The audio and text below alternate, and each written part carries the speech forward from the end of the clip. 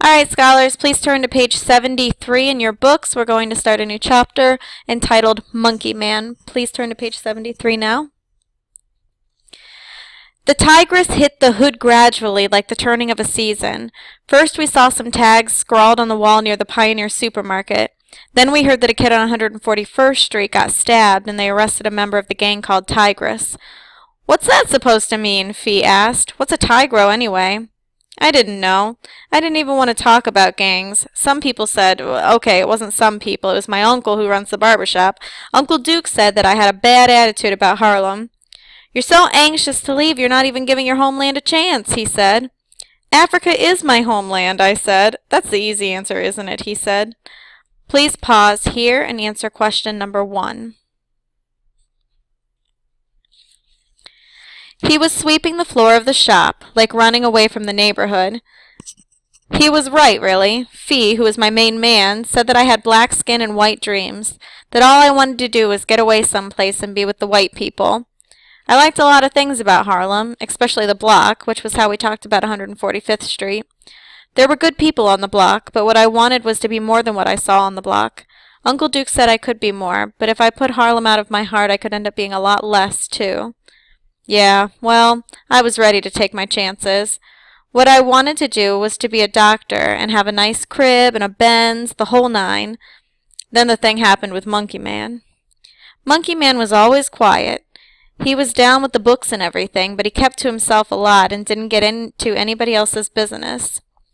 We used to call him Monkeyman because sometimes he would go to the park, climb up into a tree, and sit up there and read all day. We weren't dissing him. We just gave him the tag, and he seemed to like it, so it stuck. Please pause here and answer question number 2. Anyway, the Tigress turned out to be a new gang that were trying to build a rep in the hood. They were biting all the stuff they read in the newspapers about wearing colors and flashing signs and whatnot. It wasn't a real big thing until they started terrorizing stores, and then they beat up a lot of people and stabbed that one kid. After that, you saw their tag all over the place, like stabbing a kid was something to be proud of. What usually happens when a new gang makes the scene is they jump bad as a posse for a while until they step too far and their leaders get busted. Then, when they realize that their reps and tattoos and colors don't keep them out of jail, they chill and their colors fade. But that hadn't happened yet with Tigress. They were still wilding and messing with people and putting out squad tracks. A squad track is when somebody messes with a posse and they let everybody know that they're going to kick his butt. When the word comes down that a gang is after you, it's scary, and one of the reasons I wanted to leave the area. Okay, so here's what happened with Monkeyman and the Tigress. It started when one of the Lady Tigress got into a beef with Peaches. The Lady Tigress were just as bad as the dudes, and one of them slapped Peaches in the face. Peaches and the girl got into it pretty good, and Peaches won the fight. Then, on the way home, 2 of the Lady Tigress went after Peaches, and one of them had a razor blade. Monkeyman was coming home from school and had stopped off to buy a soda on the Ave.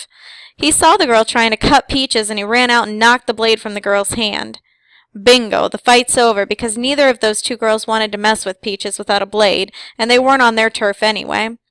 But one of the Lady Tigress went to the same school as Monkeyman. She went back and told the Tigress, and before you knew it, everybody on the block was talking about how Monkeyman was in big trouble. There were signs painted on the walls. Monkeyman must die, and Monkeyman got to fall. It was all signed by the Tigress. Uncle Duke saw Monkeyman in the barber shop and told him to lay low for a while. Fee told him the same thing, but everybody figured that Monkeyman was going to get beat up and maybe even worse. Please pause here and answer question number 3. You know any karate or anything? I asked Monkeyman when I ran into him on the corner. I read a book on it once, he said. That's not good enough, I said. He shrugged and gave me this little grin. Okay, let me back up a little. Monkeyman is 6 feet tall, maybe even 6'1", and thin. He plays a little ball, but he's really not kicking hoops, and he's kind of mild looking. He's not a lame or anything like that, but he's more down with his mind than his hands, so we worried about him. We need to get together and help Monkeyman, Peaches said. That's hip, Fee said. It's hip to help a brother in trouble and everything, but what you're talking about is getting a posse together to go down with the tigress, and that's heavier than it is hip. We can tell the police, Peaches said. A guy I know went to the police when he got into trouble with a numbers runner, I said. The numbers runner said he was going to cut him in a new place to pee from. He went to the police, and the police told him they couldn't do anything until something happened. They're into cutting people, Peaches said. That's serious. Yo, Peaches! I didn't know you were sweating Monkeyman, Fee said. Lighten up, lame. Peaches came back with her quick mouth. Monkeyman had the heart to help me when I needed some help. If you don't have the heart to help him, that's cool, but don't try to finesse it off like it's no big thing. He needs a gun, Fee said. That's the only thing they respect. Just blow the word and I was ready to split. From a scrap in the street, the jam was jumping to nines. On the way home, I tried thinking about what Monkeyman could do. If the tigress came on him and just beat him up, it would be cool. I mean, that was sick, but it would be better than being cut or shot. And the thing was that a lot of kids were talking about being down with gangs and trying to make themselves large by going to Wax City and offing somebody. That was the danger big time. To me, it was like some moron jumping off a big building and styling for the camera on the way down. They would be throwing away their life and taking somebody else's life for the same moment they imagined would happen. This craziness filled my nightmares, and it might have been sad, but the truth was that I was glad it was Monkeyman on the line, not me. Please pause here and answer question number 4.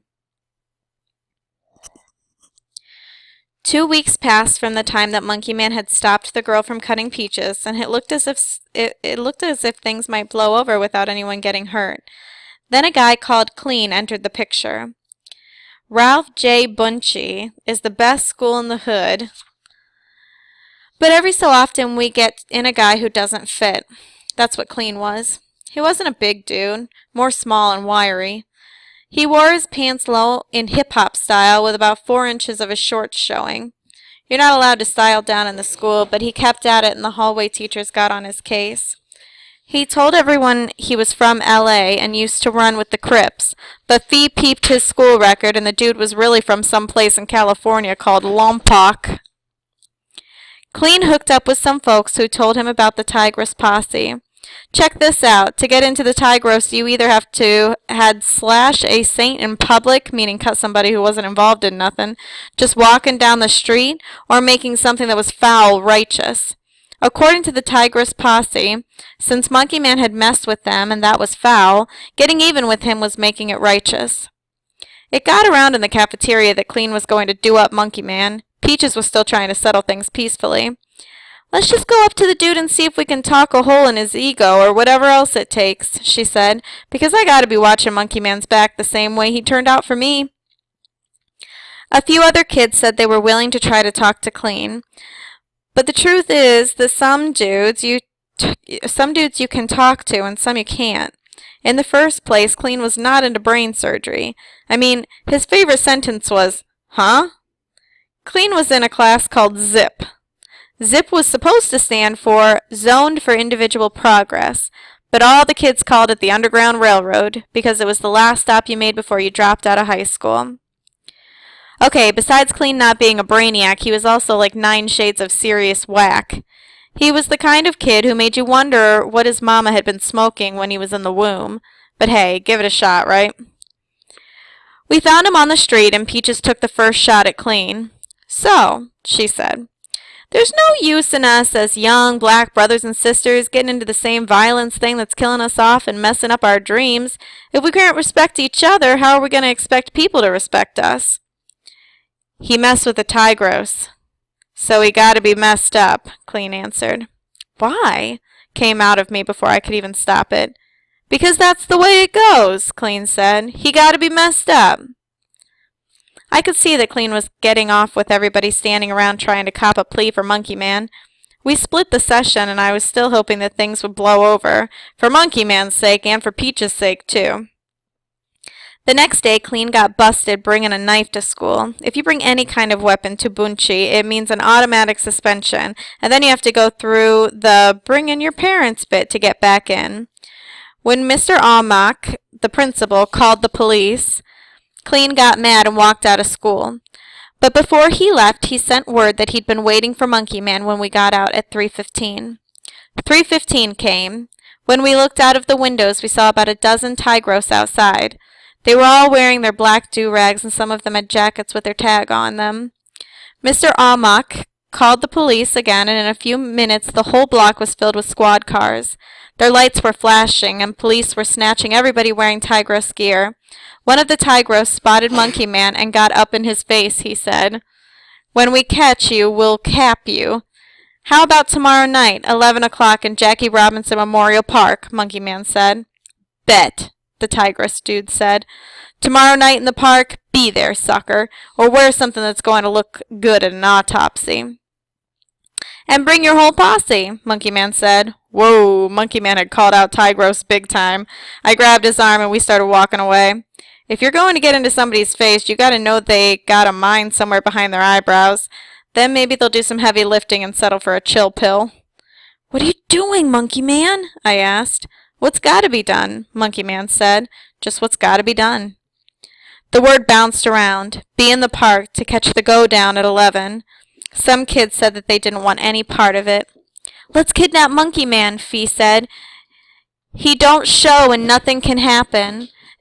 It was all gums and teeth because nobody really knew what to do. I was all for dropping a dime to 911, but everyone else said no. "I'm going to be at the park," Peaches said. Fee said he would be too. So did Tommy Collins, Debbie, LaToya, Jamie, and me. I didn't want to show, but Peaches made it clear that anybody that didn't would be punking out. We hadn't seen Monkeyman all day, and rumors were that he left town. "Maybe he'll show at the last minute with an Uzi and start blowing away all the Tigros," LaToya said. Nobody said anything when we headed up the hill to the park. I wondered if everybody else could hear their heart beating. I was wearing my sneakers, ready to run if I had to.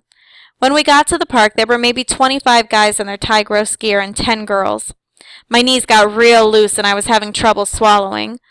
"Where Monkeyman?" Clean asked. He was wearing a heavy jacket and had his hands in his pockets. "Where Monkeyman?" "We thought he was here," Fee said. I noticed Fee's voice was kind of high.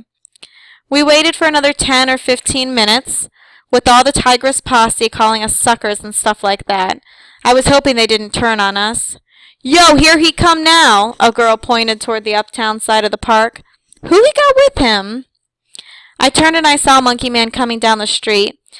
He had a man and a woman with him. The man looked old. Monkeyman brought them right over to where we were, and I recognized his grandfather. I didn't know the woman. "Hey, this is my grandfather," Monkeyman said. "His name is Mr. Nesbitt, and this is my godmother, Sister Smith." "What you bring them for?" Clean said, edging closer to Monkeyman. "They came to see you mess me up," Monkeyman said. He took off his jacket as if he meant to fight Clean. For a moment I thought maybe it would be a fair fight, but then Monkeyman took off his shirt and just stood there in his bare skin and held his hands out and his head to one side. Clean didn't know what was happening. He looked around. "Kick his butt!" one of the Tigros called out. "Waste him!" Clean took his hands out of his pockets and started circling Monkeyman, but Monkeyman didn't move. Clean hit him in the back of his head, and he didn't say anything. "Please don't do that, boy," Monkeyman's grandfather said. "He made us promise not to help him, but please don't do that." "We'll kick your butt too," the girl said. Everybody turned and looked at her, but she held out her chin like she didn't even care, but she didn't say anything else. Monkeyman's godmother was praying. It was dark, but there was a moon out and the park lights were on. More people came to the park to see what was going on. What they saw was Monkeyman standing with his arms outstretched and Clean hitting him. He hit him in the face a couple of times, and an old man asked, "What's going on?" Please stop here, discontinue, just pause the recording, and then you can go ahead and finish the rest of the story on your own and complete the rest of the questions in your worksheet. Thank you.